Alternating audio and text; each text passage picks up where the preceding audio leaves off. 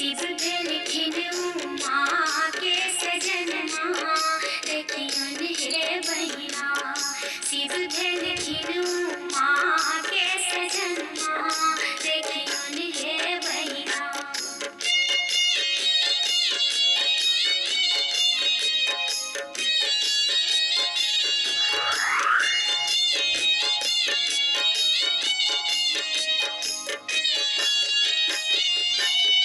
Narad